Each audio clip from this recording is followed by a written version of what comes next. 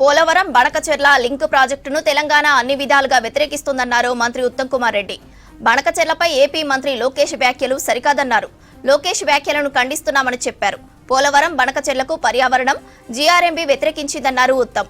బణకచెర్లను ఆపేందుకు తెలంగాణ అన్ని రకాలుగా ప్రయత్నాలు చేస్తోందన్నారు. బణకచెర్లపై తెలంగాణ స్టాండ్ క్లియర్ గా ఉందన్నారు ఉత్తమ్.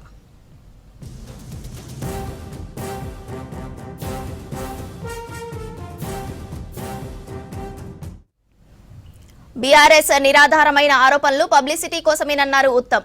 బీఆర్ఎస్ 10 ఏళ్లు జాగ్రత్తగా ఉంటే నేడు ఈ పరిస్థితి వచ్చేది కాదన్నారు. బీఆర్ఎస్వి గాలి మాటలు తప్ప వాస్తవాలు లేవన్నారు. బణకచెర్లపై ఎంతటి పోరాటానికైనా సిద్ధమన్నారు ఉత్తమ్. బీజేపీతో పొత్తు ఉందనే ధైర్యంతో లోకేష్ ఇష్టమొచ్చినట్లు మాట్లాడుతున్నారని చెప్పారు. ఇది ప్రజాస్వామ్య దేశమని పొత్తు ఉందని మాట్లాడితే కుదరదన్నారు. పోలవరం బణకచెర్ల ప్రాజెక్టు ఇల్లీగల్ అన్నారు ఉత్తమ్.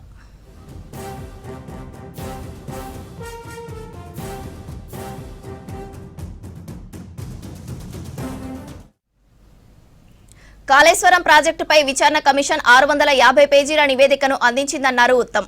రేపు సాయంత్రం కమిషన్ రిపోర్టు అధ్యయన కమిటీతో భేటీ అవుతామని చెప్పారు. ఈ నెల 4న కేబినెట్లో చర్చించాల్సిన అంశాలపై చర్చిస్తామన్నారు ఉత్తమ్.